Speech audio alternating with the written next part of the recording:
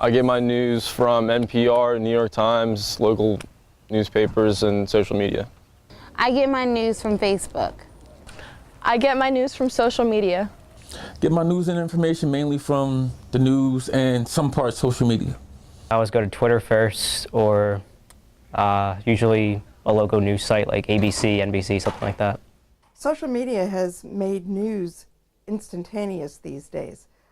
Anyone can be a news reporter and anyone can get it out immediately. Consequently, there's very little fact-checking going on, and that's really a problem with the veracity of news, with the truthfulness of news, because if someone puts it out, it just gets retweeted and resent and re-emailed, and pretty soon that piece of news is out all over the world. Might not be true, but it's still sent to everybody. I think it goes hand in hand to a degree. I don't think that there's that much of an advantage by tweeting your stories as much as it's just writing for a newspaper. I've noticed in writing for a newspaper that you can do both at the same time, and both have its own rewards. There's nothing like seeing your story in print, I still think, so that's why I like seeing newspapers still around. But with the way the web is, tweeting stories is very common, and I do enjoy that too. With newspapers, sometimes like the news won't be as quick. You won't get it as quick. With the news on social media, you'll get it as a live feed.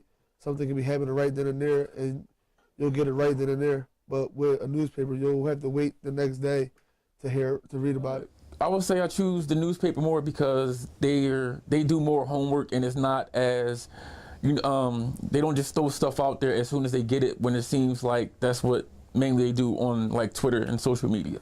Truthfully, I do not read the newspaper on a regular basis. I do read it when it is in front of me, but I find it's more helpful to use the social media and use the internet to find a more reputable news sources. The newspaper, I think, is a dying breed, but I think newspapers will morph into more of an electronic medium, especially the OLED and flexible digital displays will become more prevalent, and the newspapers will be morphed into more of an electronic source as opposed to just print journalism in general.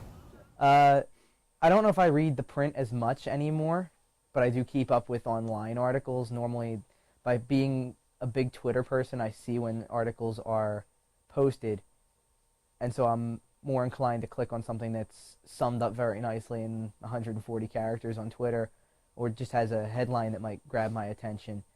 So it's much. I think news organizations decide whether they want to get out the news first, depending upon what their intent is. If their intent is totally commercial and they have no buy-in to the fact that news provides a public service that's very important, then they'll just try to get the news out first.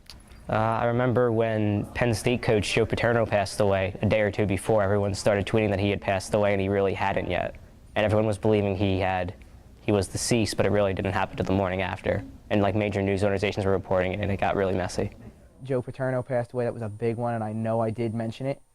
I tied that story with that article, another story that I had where there was a rumor that went around that said the Phillies had traded for David Wright, and I kind of bought it for a little while. I didn't write anything just yet, but I tweeted about it in a sense to say I don't know if it's true or not, and I'm going to wait until someone says it's true, but a lot of people I saw who I follow who are doing the same thing that I'm doing completely bought into it. Had to do with sports. Someone says there's a trade, a team got this person, and actually didn't go through. They just jumped the gun a little bit. There's been rumors about like all different types of celebrities dying, and it's not been true, and all kinds of stuff. So definitely once or twice. Like many people, yes, I fell victim to false information, like what happened, the situation with Lil Wayne and what teams he was reporting out through Twitter and social media. I think media literacy education is really, really important in the United States. That if media flows really freely, then it's the obligation of the media consumer to check out the source from which they're getting the media. And that's really what has to take place. You have to have confidence in who's putting out the story before you believe it. I trust sources such as NPR and the Associated Press because they have a long-standing tradition of being credible and relaying the best information the quickest. The only way that you can really control what goes out in social media is to filter it. And I think that that's totally contrary to the way social media works. If you have a filter, then you're controlling the information.